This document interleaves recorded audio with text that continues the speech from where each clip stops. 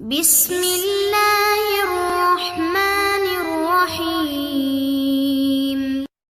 السلام علیکم ورحمۃ اللہ وبرکاتہ۔ کیسے ہیں پیارے پیارے بچوں؟ امید ہے خیریت سے ہوں گے۔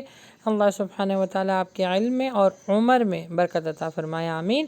اور جو کچھ یہاں پہ ہم سیکھ رہے ہیں اللہ سبحانہ و تعالیٰ اپنی بارگاہ میں قبول فرمائے، آمین۔ اچھا پیارے بچوں، پہلے ہم عربک میں ہم پڑھنا سیکھیں گے، اس کے بعد پھر اردو ٹرانسلیشن، اور پھر جو اس حدیث سے کرنے والے کام ہیں وہ آپ کو بتائیں گے۔ تو سب سے پہلے عربک میں لا ایمان لمن لا امانت لہ ولا دین لمن لا عہدہ۔ جو شخص امانت دار نہیں اس میں کوئی ایمان نہیں، اور جو شخص وعدے کا پاس نہیں رکھتا اس کا کوئی دین نہیں۔ تو پیارے بچوں، اس میں اللہ کے نبی صلی اللہ علیہ وآلہ وسلم ہمیں یہ سمجھا رہے ہیں کہ ایماندار ہونا بہت بڑی سعادت ہے، اور جس نے ایمانداری نہیں کی اس کا کوئی ایمان نہیں۔ یعنی آپ نے لا الہ تو پڑھ لیا، لیکن ایمان جو جنت میں لے جانے والا سبب ہے، تو پھر اس کو جنت نہیں ملے گی جس نے امانت میں خیانت کی۔ اب امانت میں خیانت کا مطلب یہ بھی ہے کہ اللہ سبحانہ تعالیٰ نے آپ کے اوپر 5 ٹائم کی نماز فرض کی ہے، آپ وہ امانت ہے نا، آپ اس میں خیانت کریں، یعنی وہ نہ پڑھیں، وہ بھی گناہ گار اس میں آپ ہوں گے۔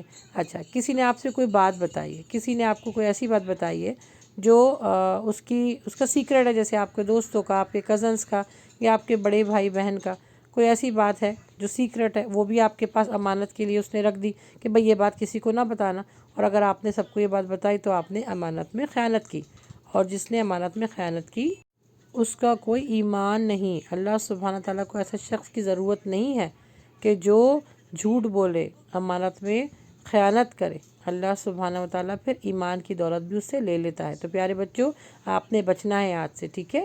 کوئی بھی آپ کے پاس کسی بھی قسم کی امانت رکھے، آپ نے اس میں خیانت نہیں کرنی، ٹھیک ہے نا؟ اور دوسرا بھی اس حدیث کا حصہ یہ ہے کہ وعدہ خلافی نہیں کرنا۔ جس نے وعدہ خلافی کی اس کا کوئی دین ہی نہیں۔ اللہ اکبر، بچے اس چیز سے۔ جیسے آپ کسی سے کوئی بات کی پرومس کرتے ہیں، یا کسی نے آپ سے اس بات کی پرومس لے لیا کہ بھئی میری یہ چیز کسی کو نہ بتانا، یا میری یہ بات کسی کو نہ بتانا، اور آپ نے پرومس کر لیا۔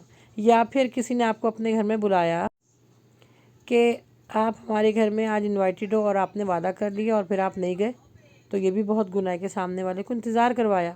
تو کوئی بھی وعدہ آپ کریں اسے کوشش کریں پوری کوشش کرنی ہے کہ آپ نے اس وعدے کی خلافی نہیں کرنی، اس کو پورا کرنا ہے، کیونکہ ہم مسلمان ہیں۔